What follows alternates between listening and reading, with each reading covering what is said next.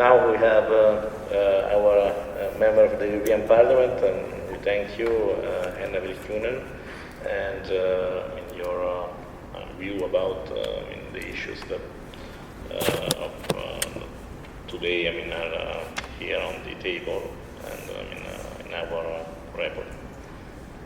Yes, thank you very much for this invitation, and thank you for the report. I think it's very, very interesting. I haven't read it totally yet, but the parts I have been reading, I think it's very interesting report.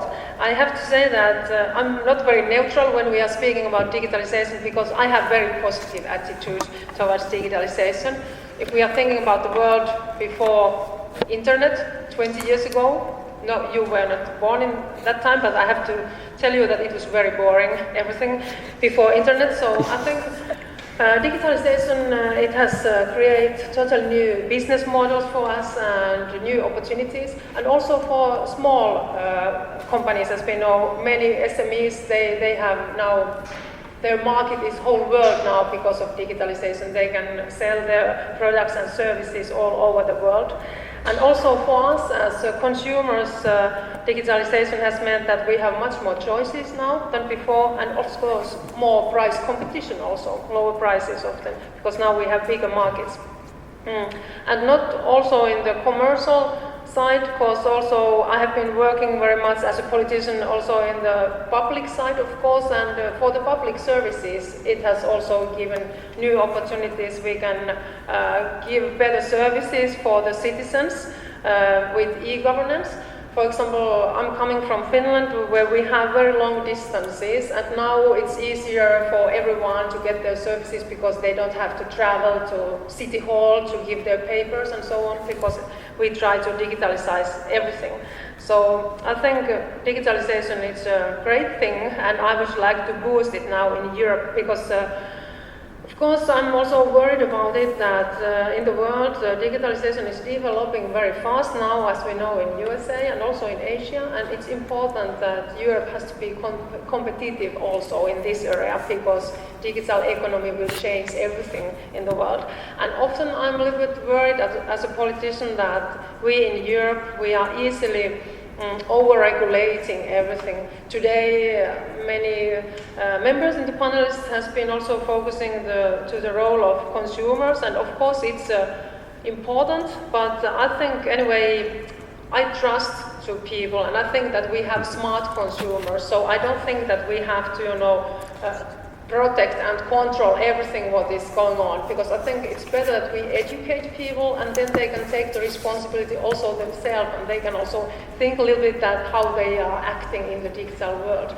Of course, I understand that there has to be also consumer protection in digital world like there is in offline world, but we shouldn't make too much regulation, we shouldn't make too much administration and bureaucracy to digital world, because then we are not competitive and our business can't grow in Europe. Because I think it's one of the most important things that we want to have more jobs and growth. And of course now in the political side, there is also, many people are criticizing that we are losing jobs because of digitalization and robotization. And I think in the way it's very natural, because it has happened also when we got more industrialization to Europe. It happened that some people, they lose their jobs, but of course it created a lot of new jobs. And I think that is happening also because of digitalization and robotization right now. And it means that in all the member states, they have to invest in people's skills now, that the people, they can work in digital world also, and they can be competitive in the job market. And these are, I think, maybe two of the biggest challenges for European countries now, that we should invest in skills more for all the citizens, skills that they can act in the digital world, that they can use internet and the services. We could see from this report that there is some member states where nearly 30% of the citizens, they are not using internet, and of course they are a little bit out now for everything what is happening. So I think it's very important that we are investing in skills.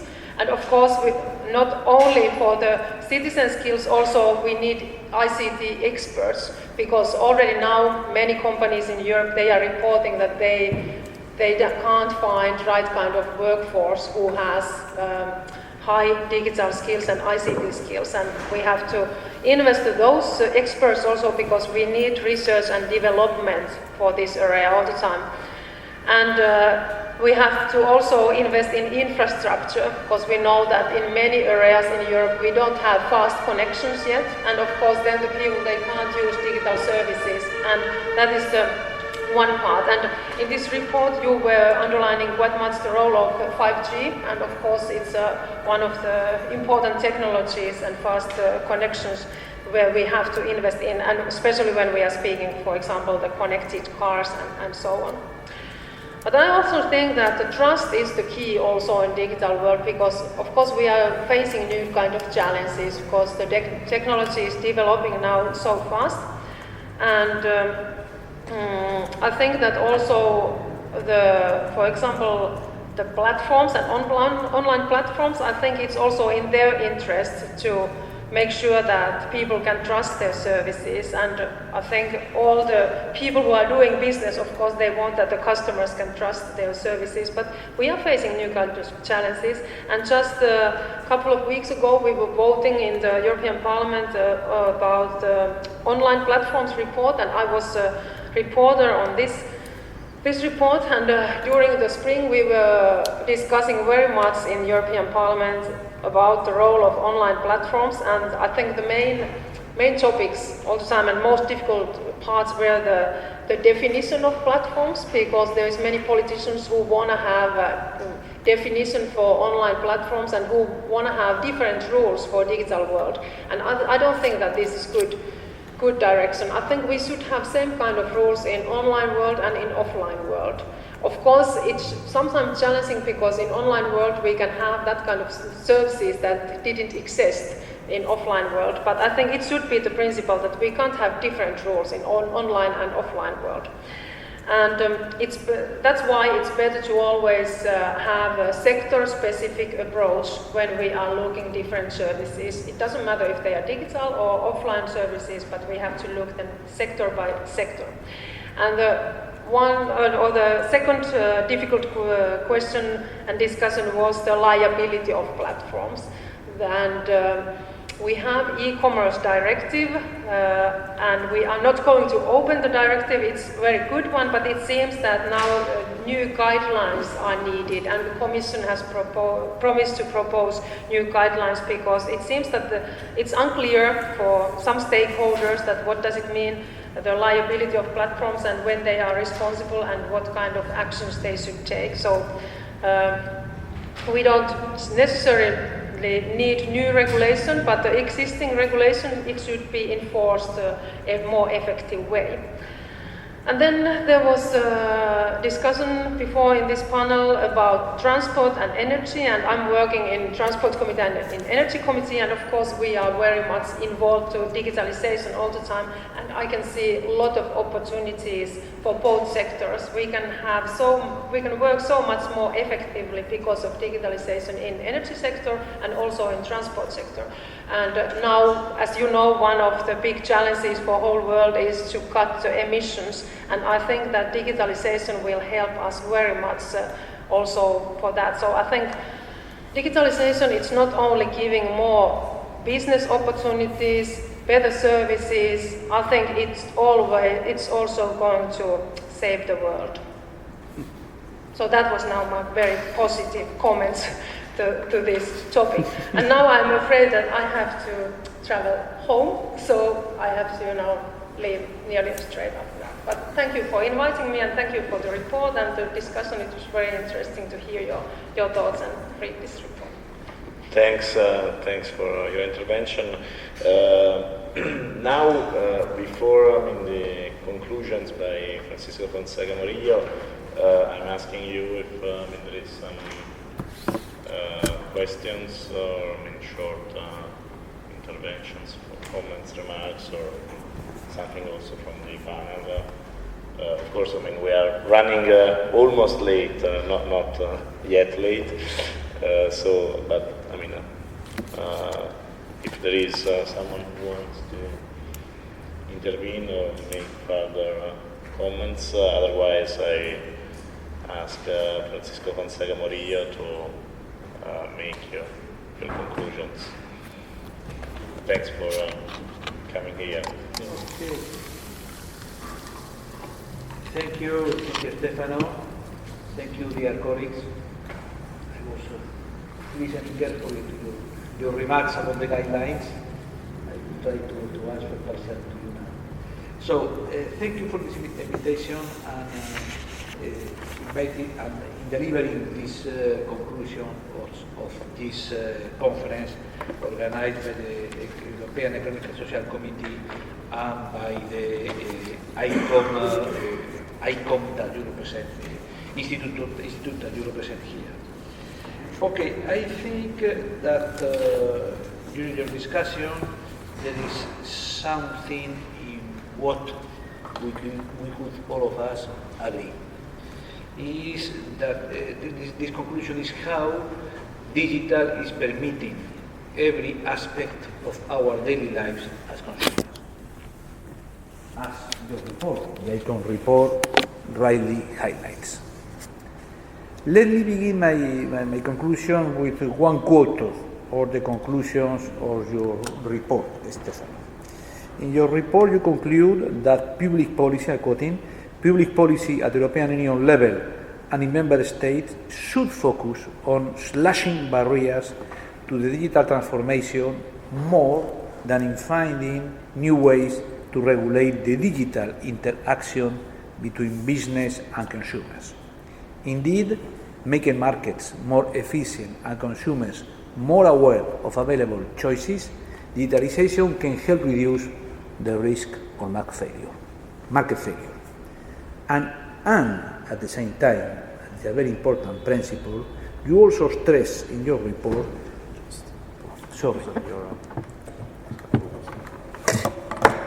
I was saying that you also stress in your report that privacy and security, as well as unfair business practices, are areas which deserve a tight oversight and, in case of breaches, severe sanctions. I think that we should combine in our reflection these two main elements. I agree with your conclusions. And in the digital area, I think that digital has indeed allowed the development of a myriad of applications and services. The digital era allows consumers to have more choice and more control, whether in relation with e-commerce, energy, transport, or even financial activities. E-commerce, for instance, provides an easy way for consumers to compare and buy products. Lower online prices and greater choice increase consumers' welfare. With the platform-enabled collaborative economy, peer providers and peer consumers match efficiently. This type of economy also allows to monetize and utilize resources such as cars or apartments. It is estimated almost 200 million of citizens, around 191 million European citizens, have actively engaged in peer-to-peer markets across the internal market. Digital is also revolutioning more traditional sectors like finance, energy and transport sector with the creation of new products, new providers and new intermediaries. That is our real level field playing in real life. That is why I would like to share with you 5 comments on these questions on my own. I will begin saying that obviously we need to ensure that consumers benefit from the full potential from the full potential of these developments. But we also need to ensure consumers are adequately protected when they make use of these new developments. We therefore engage in an extensive exercise to look at whether our consumer rules are still fit for purpose, given the new digital business practices.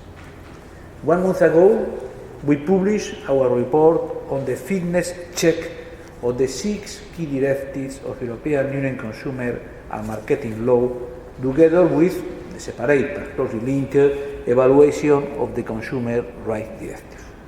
Both report and evaluation show that our consumer rules do largely remain fit for purpose also in the online context. When these rules are effectively applied, the existing rules can tackle the problems European consumers are facing today. However, we could possibly improve this legal framework and adjust it to the recent developments in the digital economy. For instance, online platforms could be more transparent. Consumers could then know with whom they conclude a contract and whether that person is a trader, so that they benefit from European consumer rules. This particular concerns the collaborative and peer-to-peer platforms.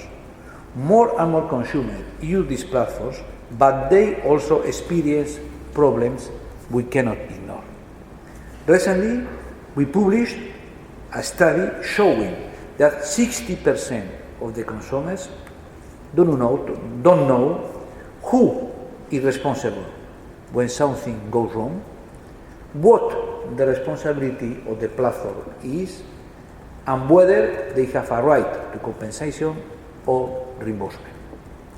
At the same time, most peer consumers think it is important or very important that peer-to-peer platforms are clear and transparent about who is responsible when something goes wrong.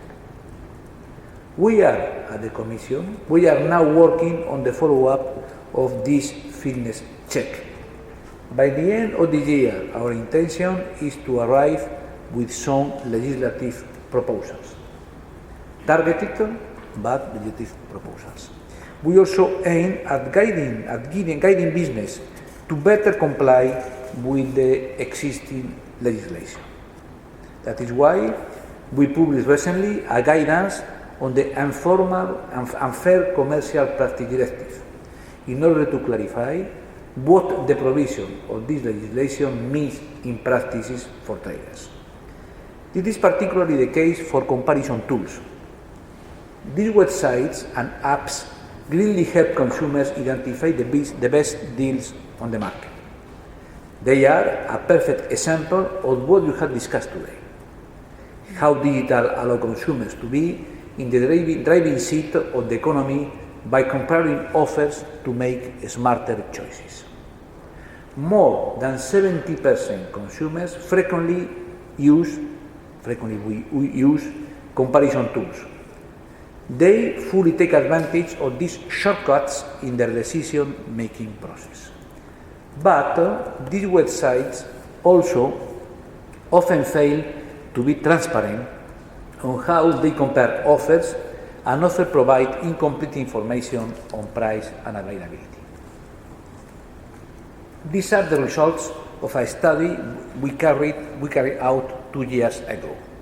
Recently, they were confirmed by the results of the sweeps carried out by national consumer enforcement authorities. To address these issues and guide these websites and apps operators, the guidance on the Unfair Commercial Practice Directive incorporates principles which have been agreed by stakeholders. These principles explain how comparison tools can achieve better transparency in their functioning and be more compliant with the relevant rules. Beyond official legal guidance, we also realize business needs to be trained on the ground concerning consumer rules which apply to them, traders' obligations and consumer rights. It seems retailers are not always aware of their legal obligations toward consumers. Only 33% of them know that consumers are entitled by European law to free repair or replacement of a new durable good that breaks down with any fault on his or her part 18 months after the purchase. We have recently launched a pilot project on training SMEs in the digital age.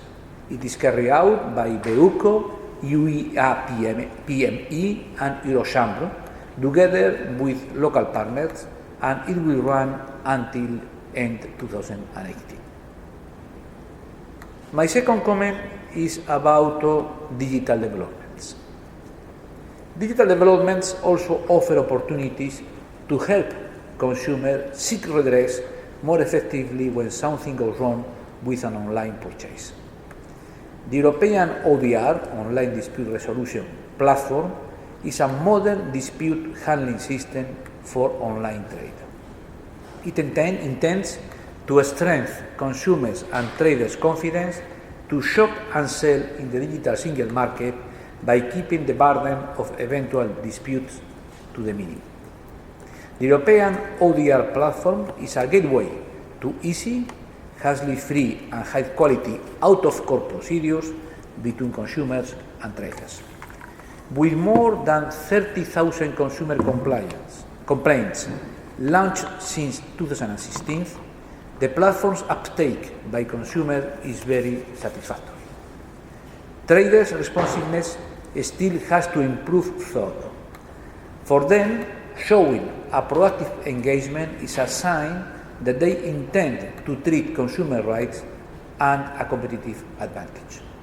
We can see, however, that in many cases, the platform works as an incentive for traders to find a solution directly with the consumer.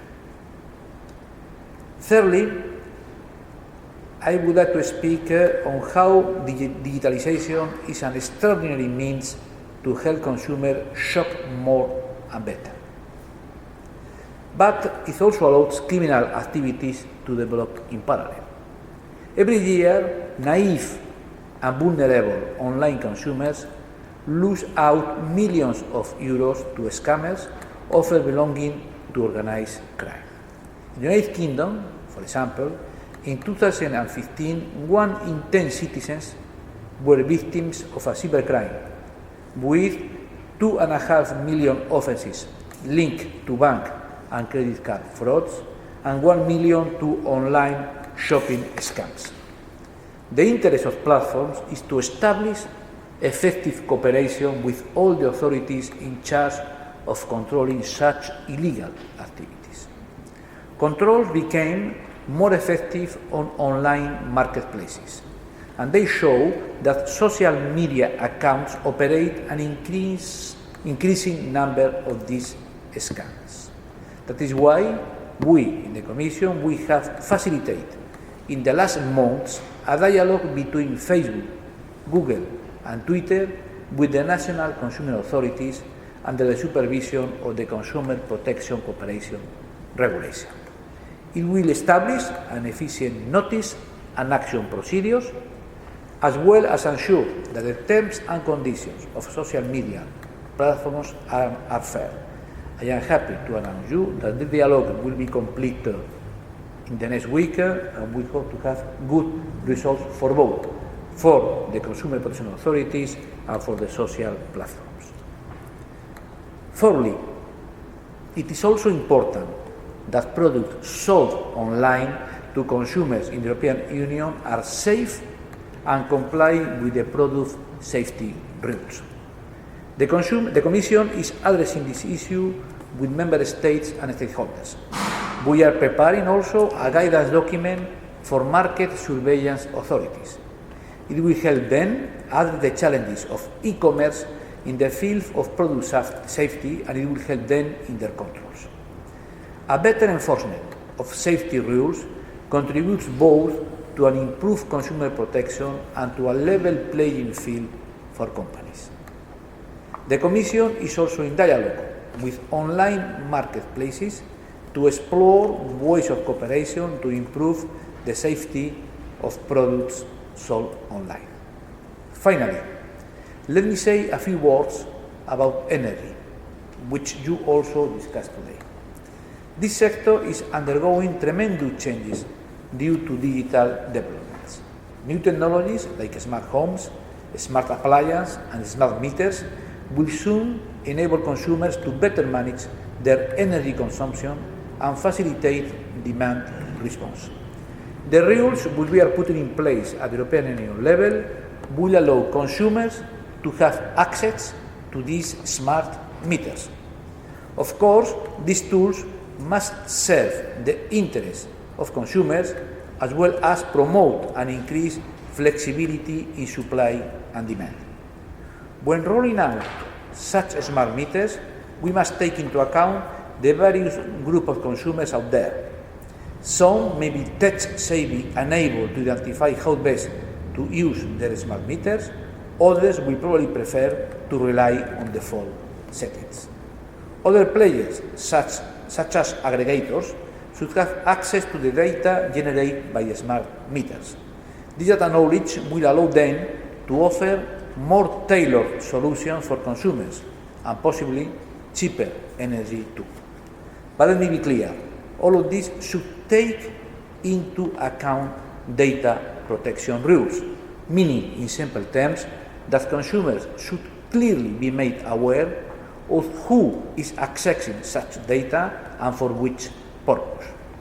And consumers must be in a position to give consent to such data transfers. Once again, thank you for your input and today's interesting discussions.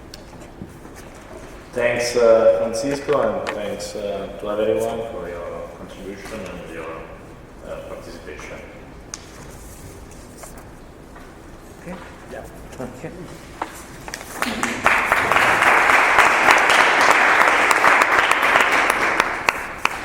Okay. Thanks a lot. I go to the parliament now. Just in time. Okay. Sí, que ya se está yendo tarde. Corre. On time. Tengo ahora el CPC regulation, claro.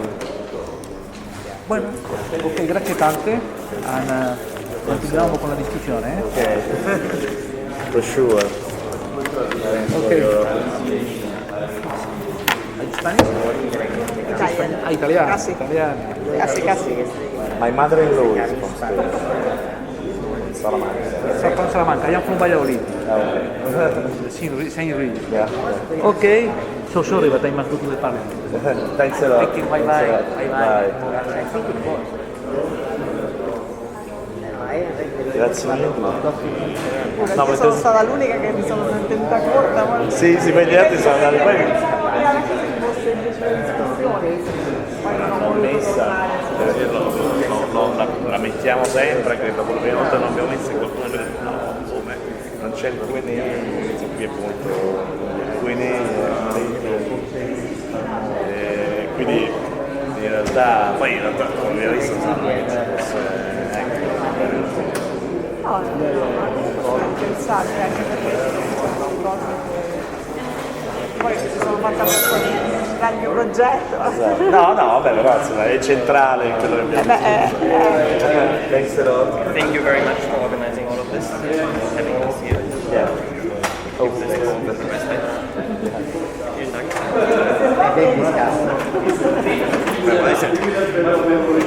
Ja, bis zum nächsten Mal. Bleiben wir in Kontakt zu den ganzen spannenden Themen. Siamo già visti questa settimana. Per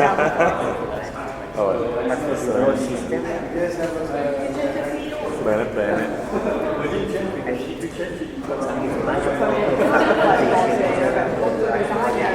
No, vuoi fare un altro cosa ne esiste migliore l'impatto magari l'olio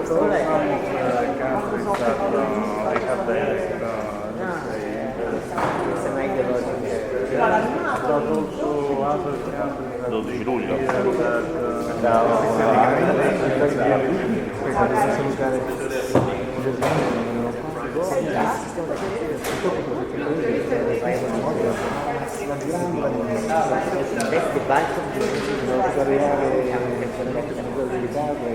Io mi sono persa pure il hearing del mio commissario, che sarebbe stato interessante. Dopo magari di un ricordo.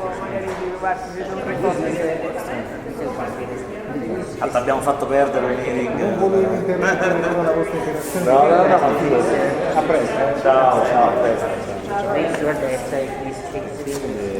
No, sì, Sì, tra l'altro il 12 io sono invece qua. ecco. È la mia ultima, poi 11 e 12, poi credo ritornerò poi a fine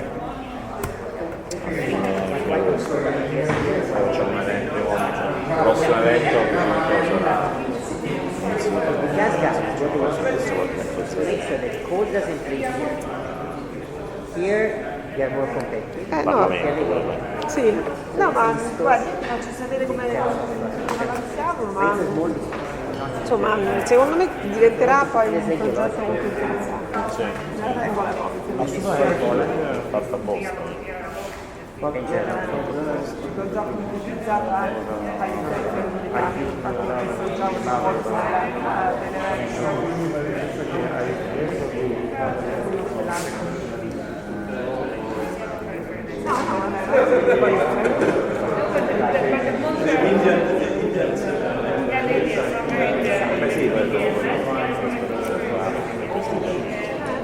no, per questo ho detto, vabbè, quasi quasi parlo piuttosto di fare un intervento astratto.